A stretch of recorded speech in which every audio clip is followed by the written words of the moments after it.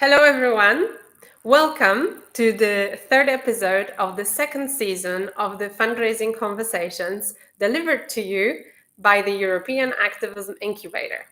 Today, I have two fantastic guests for this conversation.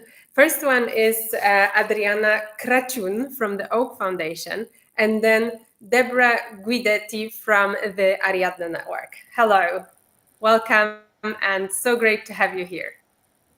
Hi. Hello, everybody. Hello. So today we want to talk about a really important issue for a lot of nonprofit organizations.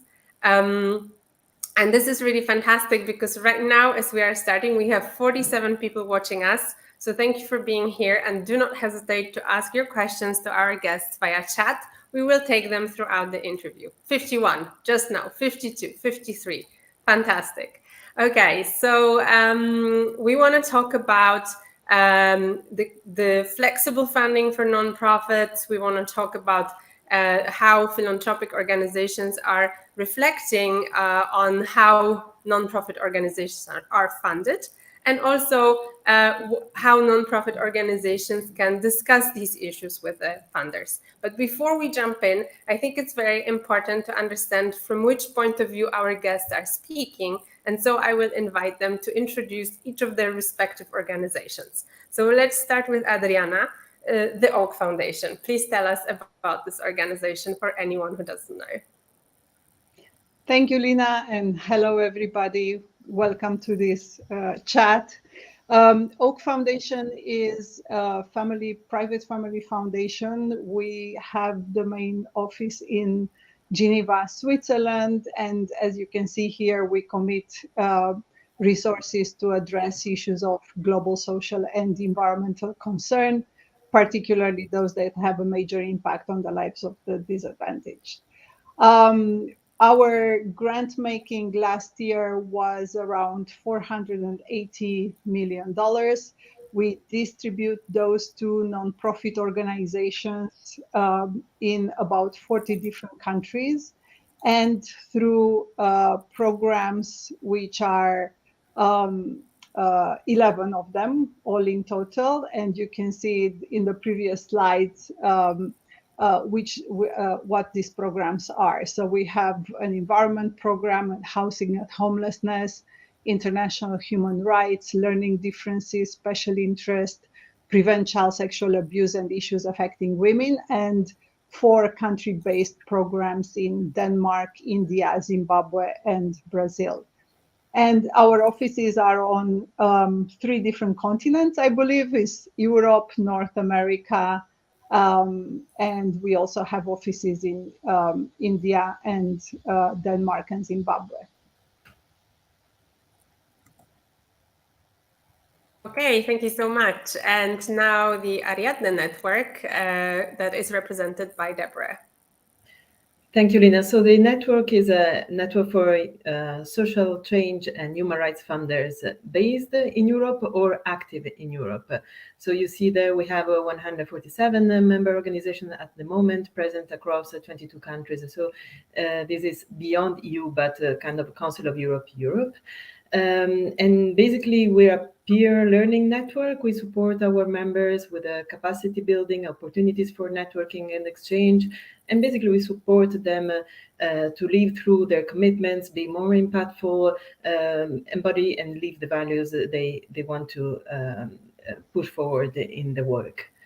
I'll keep it simple and I'll speak about what we do more concretely with the specific initiatives. Okay, thank you so much for this introduction. And we have right now 74 people attending this event live, and this is 75. And this is by far really the most attended fundraising conversations. So a couple of hellos from Sandra Malone, who is looking forward to learning with us, and also from the European Youth Energy Network, Federico is saying hello here to us via chat. Fantastic. So let's jump right in. I really would like to find out what are the current trends in philanthropy. When we met to discuss this interview, you have told me about some really, really important discussions that are taking place. And I would like you to give us a little bit of a flavor of what's going on. Yes, Lina, there are many converging trends in philanthropy nowadays. So basically, each group or individual foundation is coming to it from different entry points, but there are some kind of common realizations at the moment which are taking place. So I can give you a few keywords here, and I think there's a slide even with a cloud of keywords to give us some sense of what we're speaking. But some speak about, shifting the power, the localization agenda, which started in cooperation development sector, is transiting also into the philanthropy sector. Other approach it to still, this is how power comes up so big, people power, community-led power of change, participation. We started speaking about participation, started from there, and then it became even participatory grant making. Other entities are coming, like, I don't know, Ashoka or the others are coming to it through embracing complexity, system change. Other more activist approaches are speaking about activist philanthropy and learning how we do grant making. We support civil society organizations. Still, other entry points revolve around accountability conversations and reframing what it means to be risk-taking. Who's taking the real risk? The Black Lives Matter movement pushed us to consider more deeply what it means to be engaged for equity, justice, and racial justice and equality. We've seen also a number of pledges taking place, also during the pandemic, for instance. Other actors, for instance, I'm thinking here about the Center for Effective Philanthropy in the US, through their Grantees Perception Report, pushed the sector to think more deeply to listening and feedback. What does it mean? Other kind of philanthropy actors and activists have thought about what would be the world like if my God would be really a change taking place. My God is multi-year general operating dollars. So we've been, in Europe, I'm thinking about Germany, for instance. We've seen the trust-based philanthropy being pushed forward as a way to change the sector and be really supportive to our grantee partners and the people really leading the change on the ground. So there are many, I can say, full cost projects, pay what it takes. There are many movements that are getting basically also from the feminist perspective through well-being, collective care. This seems to be converging to some kind of a minimum common denominator of being, in the end, more flexible, more responsive, really paying what it takes to deliver an initiative and have a healthy organization in the long run.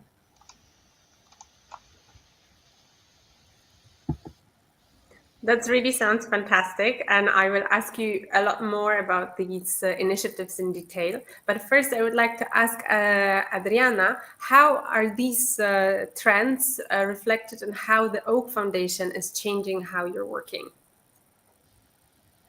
Thank you, Lina. And actually, before I will give some trends which happen at the Oak Foundation. Perhaps it would be good to clarify some of the terminology that we are using in this conversation. And I know that we will probably use different words to talk about the same things. So in our case, for example, we have an upward trend in giving core support grants. And what we mean by core support is basically a way to provide flexibility to organizations to use the resources in the way they believe will make the most impact. So I know that sometimes we use anti-donations or unrestricted support. So I think it's good to clarify what we mean by that. So for us, the trend at Oak in giving core support is fortunately upwards. So just to give some numbers, in 2016, 2017, we were at 22% of our grants made into core support grants, whereas these days we are at 42%. Our median length of grant is also on an upward trend. So 90% of our partners receive grants which are at least 2 years in length. And the typical organizational budget that we support for one partner is at least 10%, but in some cases we fund about 50% of the organizational budget of a specific grantee. So all these trends of providing unrestricted, multi-year, organizational-based support are going upwards. On the other hand, we still provide project support. And what I mean, again, to clarify some of the terminology, is project support is providing direct funding to specific projects. So this is clearly a big component of our grant making.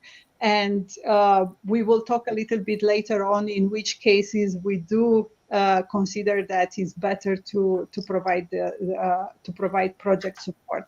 But as I said, the trend is upward in providing core support, unrestricted support, longer term support for us. And of course, during COVID, this was a time where we had the opportunity to be more flexible. So we gave, permission or a message to our partners that any project grants they had from OAK, they could actually use as core support. We gave an additional $5 million to existing partners, $100,000 for each organization who felt that they were struggling during COVID because loss of income or other difficulties. So this flexibility actually was reflected back to us in a grantee perception survey that we did last year, where we actually heard that this flexibility was very much appreciated by our partners, because it helped them to be resilient and to be able to survive and sometimes even thrive during this very hard period. I think our viewers are very much have their warmth in their heart hearing these developments. And what I would like to know is, how did it all start, and how? So you mentioned that it was the pandemic that was the push factors, and then also Debora and what she was saying talked about the importance of the Black Lives Matters. So could you tell us about how all these initiatives and conversations within the philanthropy started? So from my perspective, it started also from a questioning and kind of a constructive criticism, which was internalized also by part of philanthropy. This is how also within Ariadne we came to identify 6 human rights grantmaking principles, which basically look at not only defining human rights, philanthropy and grantmaking towards looking at what we fund, but also how we fund. What about our coherence, basically, with the values that we push forward. So these principles were developed around starting from 2018-19 over a period of 2 years in collaboration with around 300 donors and human rights defenders in more than 40 countries. And they're now available in 6 languages. There is a microsite with many resources trying to push for funders to make them truth, and to really live them. We had a committee of a dozen foundations which were involved into making this a reality. And basically these principles look at whether foundations take into account the power dynamics that are at play when doing grantmaking, whether they support the groups which are most affected by injustices and inequalities, whether they have considered participatory grantmaking as well or not. whether they're transparent and accountable in their decision-making processes. And so it's all about coherence, whether they are applying what they preach to their grantees and whether they adhere to the values their funding is seeking to promote. So it's a tool to help funders basically align their practices with the values and ultimately better equip social justice movements. So this was an approach that we took, and then we took also another approach, which was looking also through another initiative, and maybe Lina will tell also more about that, which is called the Funding for Real Change, and it was coming from a collaborative called Funders for Real Cost, Real Change. That collaborative, it was a group of initially 5 and then 12 foundations coming together to address project grant funding practices, because they recognized basically that providing insufficient cost recovery perpetuates what is called the nonprofit starvation cycle, which means that organizations basically are spending more on projects than they are receiving through project-based grants. And through various years, this collaborative conducted research on the reality of the starvation cycle and also developed new tools and policies to help ensure that funders are adequately resourcing nonprofit organizations when offering this kind of project-based grants that Adriana was mentioning.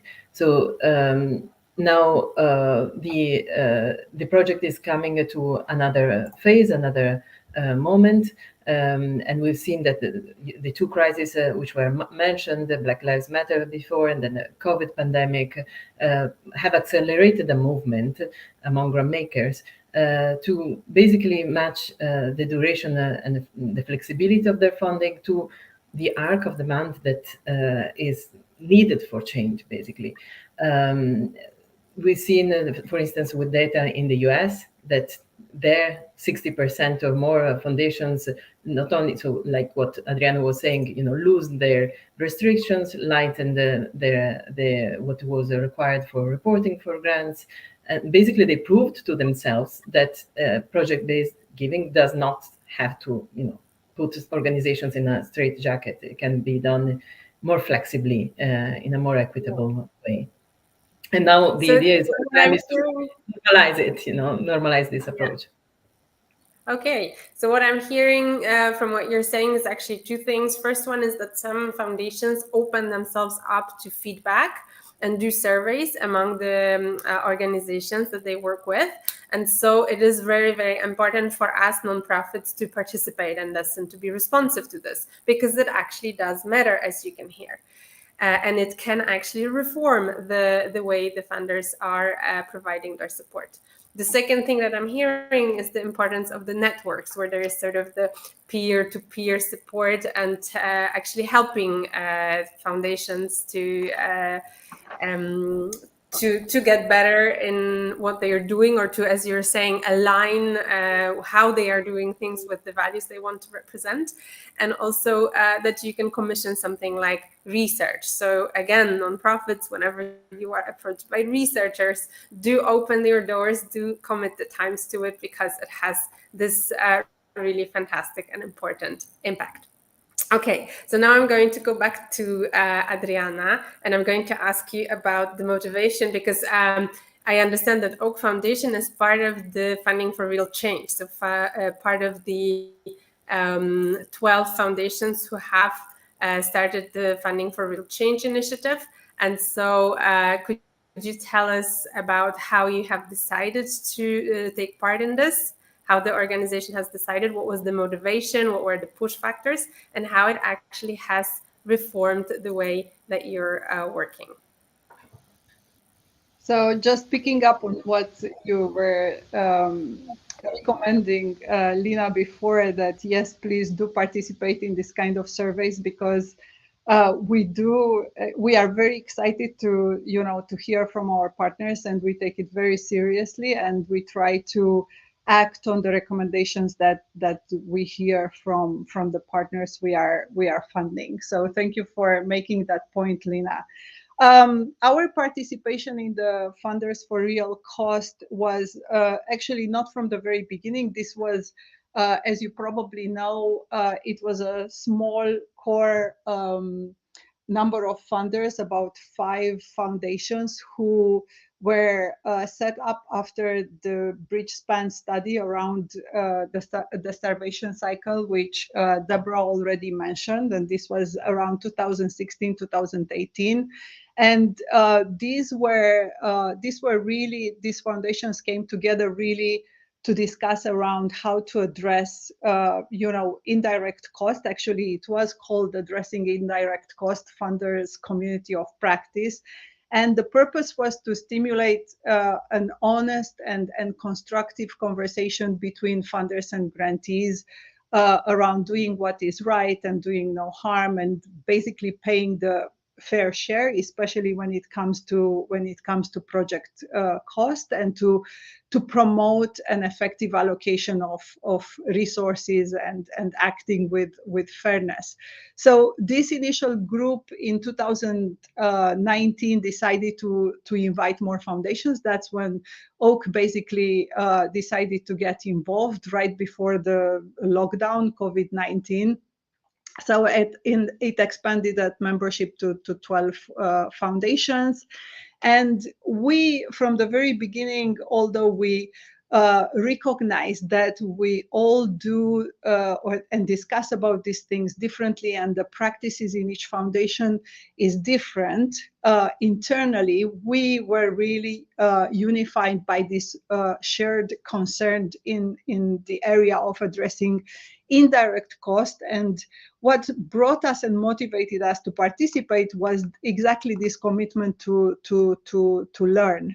So we discussed about each other's grant making and policies and practices, what changes we can do within the framework that we are given to us, in our case by the fact that we are a family foundation with a board which is made up of the family members, and how we can answer to these challenges along the way. So the purpose and what brought us together was to really be a community of practice across the sector. We didn't see each other as, we didn't want to be seen, and I look at my notes here, to preach to other foundations, because we didn't feel that we were perfect and we had the perfect answer and practice in this area.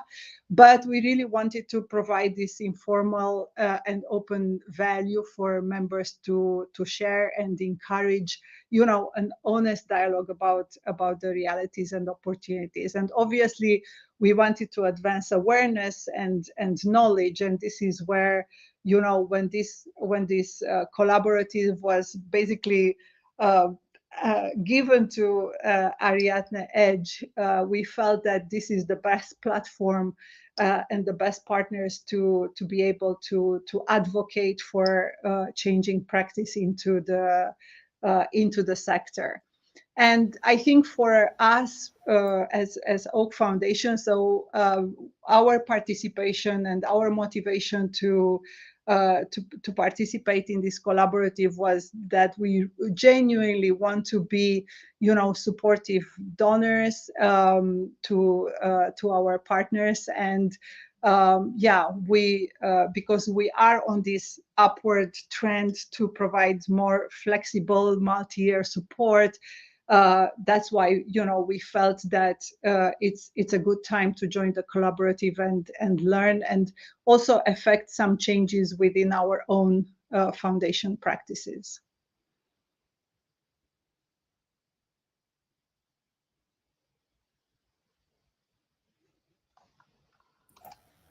I'm sorry, I started speaking when my microphone was muted. That is such a great story, and we got a lot of enthusiastic comments from our participants that are now already 90, that are saying that it is really crucial and really important that this work is being driven.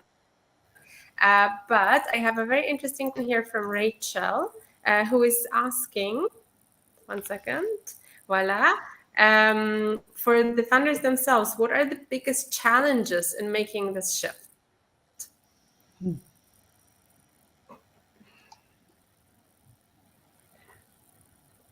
Yeah, I mean, there are many challenges, and I link maybe also to the previous comment, which is about the fact that it's important to shift towards, core multi-annual flexible funding, but it's not always possible. So that's the idea of the GRAU. Okay, everybody, I think that in the field, what we're aiming towards is to have a kind of shift of mindset where that's the normal, and you would have to justify why you do project funding, basically. And so nowadays we're still not there. The default option is we do project funding, and you have to explain and justify a lot why you do core funding, and we want to change completely the paradigm. So sometimes, project funding is still needed, and I wouldn't go into the details of that and defending what should be the other option. But there are still some barriers. There can be, internal barriers, lack of trust, lack of knowledge of the field, some board resistance level. Some the misalignment of the budget cycle also within the foundation. So if a foundation has a 1-year budget cycle, then it's more difficult to go towards longer term funding, and so how to change that. And there is a toolkit actually in the Funding for Real Change website, which really looks at the many barriers which are there. And I think it's interesting not only for the funders, of course, we thought about them in the first place because we're network for funders and so on, but also for NGOs to know what are the barriers, the difficulties that a funder might be encountering, so that the NGO itself can present and explain its project in a way that makes it easier for them, the project officer, program officer, to pitch, defend this approach in front of his or her own board. So I would really encourage, also you as a CSO's staff to look at this toolkit and think how you can use it in your own work. But maybe, I don't know whether Adriane has ideas on specific barriers that have emerged for your organization and how you overcame them. Yeah, I mean, if I may, continue directly, Lina. I think it is sometimes our partners do prefer project support. They, in somehow, is a inertia. They feel that they know how to deal with a project where budget lines are very clear, and they feel that it's easier to report on this kind of project. I think internally, it's also when we deal with new partners, we try to, test compatibility around the fit with OAK and the ability of the organization. In some cases, when we fund big international organizations or very large organizations, for us, it's very difficult to commit to support core costs because, of course, we are, in the sort of larger donor community, probably we are not one of the biggest, so we can't really commit to fund this kind of core support. And then when obviously there is a specific focus or an innovative idea or a pilot idea where we feel that project support sometimes is a better fit type of funding than core support. So those are, but I would say, really internally, I don't think we have any kind of serious impediment. We are fortunate that, our leadership, our board, our trustees, our president, they are all on board for, shifting as much as possible to core support. So for us, the default is what Debora was saying, the default in that case was project. The default in our case is core. So we have to actually justify, why do we give project instead of core funding, which is a nice position to be in. And we are fortunate, as I said, to have that commitment of the leadership and that support to actually do that. Okay. So maybe I will take the next question, which is very well linking to this, because here we are first and foremost having an event for nonprofit organizations. And so I think we would like to reflect on what we can do in order to support funders to push for unrestricted funds within their boards and decision makers. Can you give us a little bit of ideas how we can contribute to this positive shift? I'd say the first is to ask for it, because I remember when it was 10 years ago, but I was working at OSF, we had a call for support. I mean, we were open, asking for NGOs whether they would like to be supported by us. And we mentioned core support, we mentioned organizational development support, capacity building initiatives, you name it. It was very open. And at the end of the day, I remember having received just project support. So I know that the field is very committed to make a change, real change happen.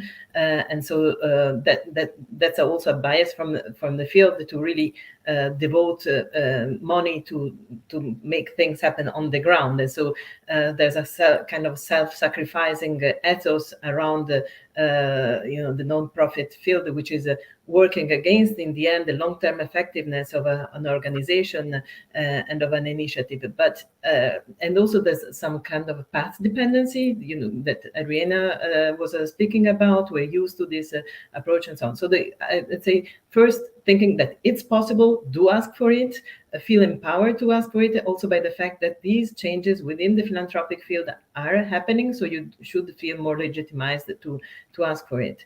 And then I'd say be kind of know your figures, your data, be transparent with the donor of your needs.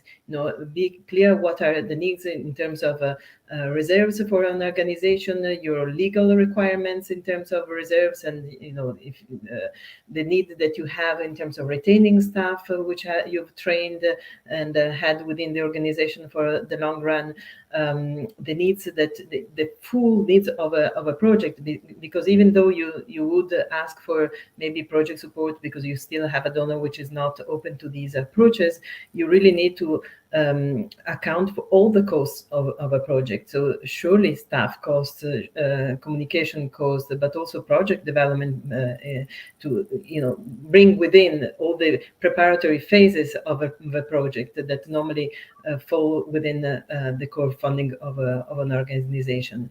And maybe if you have your accounts checked independently, that's a cost as well that you can bring in, and so really know your figures, have and ask also for trainings in financials to be covered, to be more healthy in the long run and more impactful.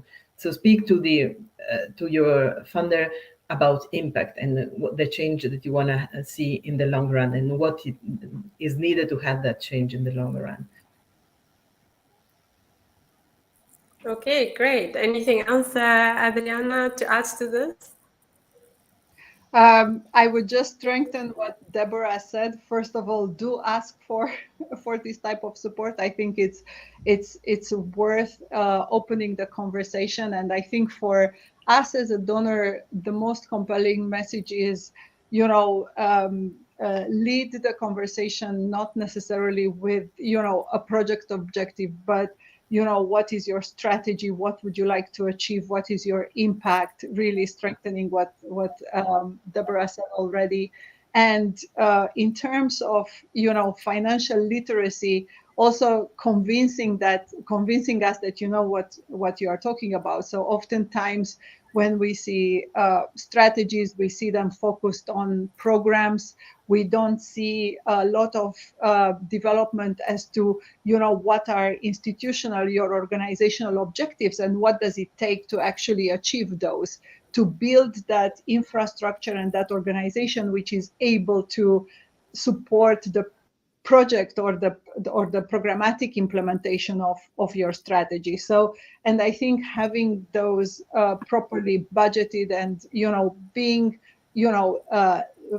financially literate it's helping, because that gives confidence and builds trust, and also being open about what are some of the challenges that this type of support can help you address. again, not only from the programmatic side, but also from the organization side would help this conversation. So I think generally an openness would and conversation based on trust, collaboration is, what we would encourage as well. Okay, perfect. And And really, I'm just going to jump in here to tell our viewers that the European Activism Incubator is an organization that specializes in capacity building for nonprofits, and you can approach us if there is a training that you would like. So I am going to also ask you another thing. What about we hear that working with philanthropy is all about relationships, and so would we encourage nonprofits to directly approach the funders with asking for flexible and core funding, or would you rather prefer the situation where the organization first applies for a project, establishes and deepens a relationship with you, and then maybe goes in for that support? I mean, every funder is different and every NGO is different. So one would need to look at that. So it's not the same thing to be a new organization which has not proved its effectiveness, its impact, and to be a bigger organization which with a track record of impact and accountability. So that's and also so. Let's say I remember also I wanted to mention this.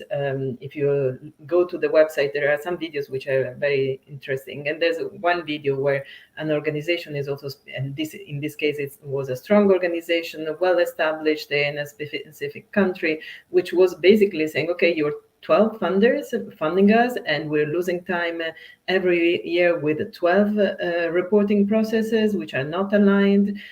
Where do you want us to use our times? So do you want us to make a change on the field happen, or do you want us behind the desk and write 12 times a similar thing, with changing a few keywords and nuances just to comply with your requirements? So they brought the funders together basically, and they said, okay, we will give you one report per year. We'll have all our accounts checked, and we'll be transparent with that. So they change the relation of power basically with the funder. But because they were in that situation, if you are a smaller organization, I guess you would need to play with your peers, and so within a specific field to call the donors to be more accountable and coordinate more, for instance. These are just ideas, because I know that each funder is different. Some funders prefer to be the ones approaching potential grantees, and others have open call for proposals. So it depends. Yeah. But try to think, where do you find yourself in the field, and what's your leverage and legitimacy. And in our case, would you like to add anything? Sorry, yeah. Go ahead, no, Lina. I have a little bit of a delay on the video, so go ahead. Sorry, in our case, I wanted to say that you probably know that we don't have call for tender, so our application is by invitation, and that invitation happens when we already know that there is a strategic alignment between our strategies and the partner strategy. So it does make sense and is logical that the conversation can start with can we apply for core and restricted support, and there are only very specific times when that would not be possible to happen. Okay, thank you. So what is actually happening is that there's really a lot of different questions and comments coming in, and I'm trying to go through them. And sometimes we actually end up answering them. So I'm not displaying them, because they're actually being answered. There was a question, for example, about the difference between applying for core and project, and I think we have just covered that. But I have here a question from Emma, asking about the official donors like EU and bilateral state donors, whether the results of the findings, so within the research you have done for funding for real change and for the human rights principle, whether you have the opportunities to share these and influence the funding, because many organizations actually also do projects under joint funding. I can maybe start here, if you don't mind, Deborah. I think in our case, probably this is a genuinely difficult conversation because, as we know, the bilateral and multilateral funding is project-based and with sometimes often very poor indirect coverage percentage. So in many cases, when we feel that we are co-funding projects with bilateral and multilateral funders, we feel that, you know, when we give or if we give core support, we are indirectly funding these projects. So is very difficult. But we actually, as a foundation, don't engage that much at that level. So probably Deborah has more to say about that. No, let's say that we felt that at times private donors were mutuating the approaches of public donors, and there was not a need for that. I mean, for all that bureaucracy, it's not directly public money which is being used here. It's rather private money. So basically, we're starting from where it's easier to start to demonstrate that more flexibility is possible, feasible, and more impactful. And possibly, at a later stage, when there is a kind of a critical mass of private funders already doing this, we will be also better placed to argue for it towards public donors. But also the remit of our organization. Supporting by action. Yeah, the remit of our organization is to work by action and by. Yeah, sorry, there was a little bit of delay. Okay. I have another question because something that is also coming up in the chat that I'm seeing is a lot of questions around bigger and smaller organizations, and that there is lower capacity of the small organizations who actually have a lot more needs for this core support. And for example, the EU grants are very often already accessed by organizations with high level capacity. And here is an interesting question within the line of this from Natalia. How does this issue of building relationships affect equity? Can it lead to exclusion of certain groups?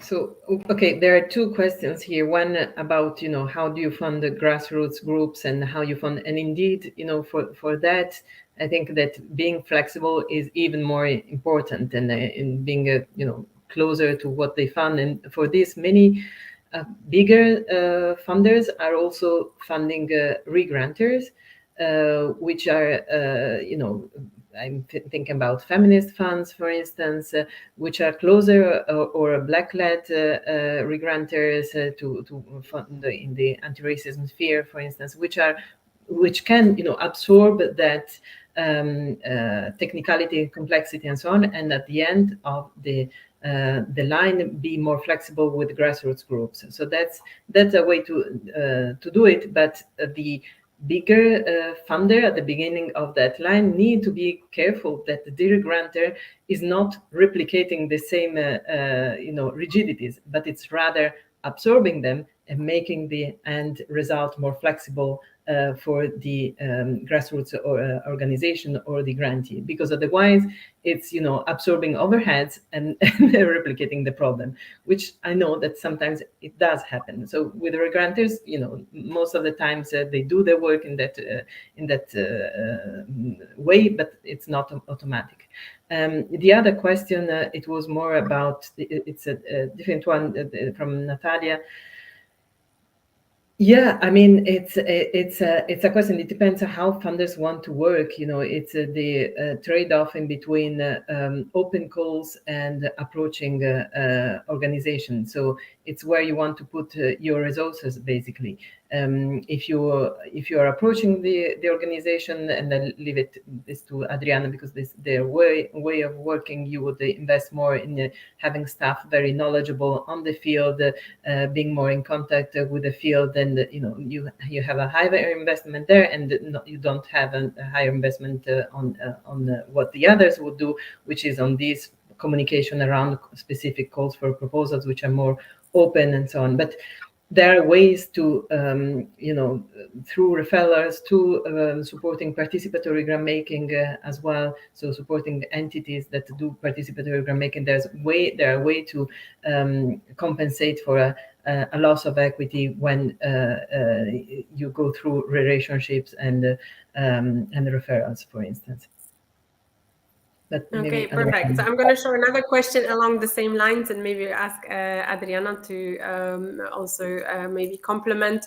What would you recommend to a small human rights grassroots organization which doesn't have any funds yet and has limited capacity and experience to raise funds? I think I'm a famous person if I could answer this, probably, but yeah, I think, I mean, it is difficult to.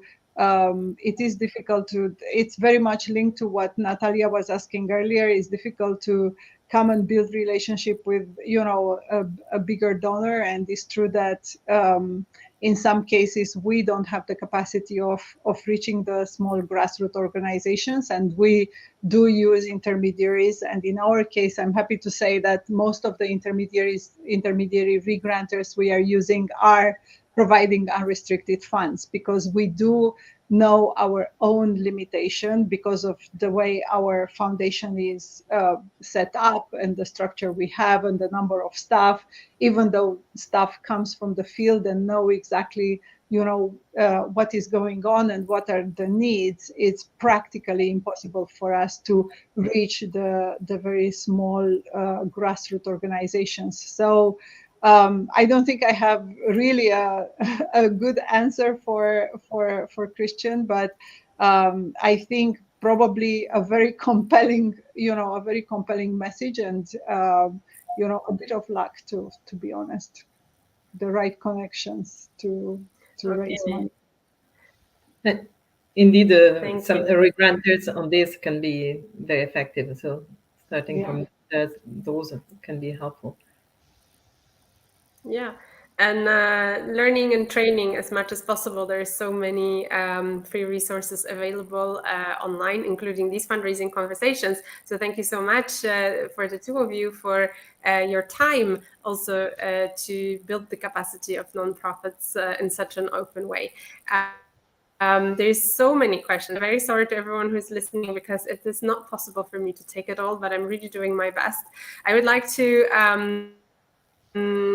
show that I have seen already quite a few years ago, but it really stayed with me. And there is also a question that immediately relates to this. So Leila talks about the fact that the pressure to deliver means NGOs focus on the most urgent things, and so they often are not really addressing what's going on inside. And what's going on inside in nonprofits, and I think we have to be honest about this, is sometimes, unfortunately, bullying, sexist behavior, racism, also burnout and conflict that nonprofits don't always have the capacity to deal with. And Anna is asking how, oh, I'm very sorry, this is not the question I wanted to display. Hold on.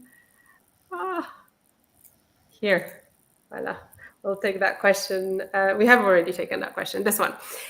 Did you have some feedbacks from the NGOs you support, how these flexible funds have allowed them to bring some more structural changes inside? So if you want to react to the tweet or to the question, either go ahead. I mean, for us, I think we also wrote a small article with the Center for Effective Philanthropy on their, I think it was the My God study. Yes, I think the best examples are where the organizations are using this unrestricted funds to reorient themselves or to, in case of COVID, for example, a lot of organizations needed to reset. They needed time to rethink how they provide services.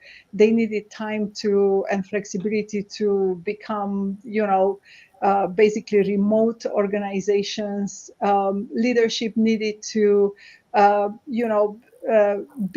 become more skilled at leading organizations in a crisis time. So I think all the feedback that we got, and we did again the grantee perception survey last year, which was very lucky because it was immediately after 2 years of lockdown and us having done some important shifts in our grant making. We got extremely, if there was anything positive, it was positive about that, the flexibility that we allowed for our grants, the top-ups we did, the extra funding we did, was that we had allowed them to do real structural changes in the way they are working and in the way they are approaching donors. So it was very important.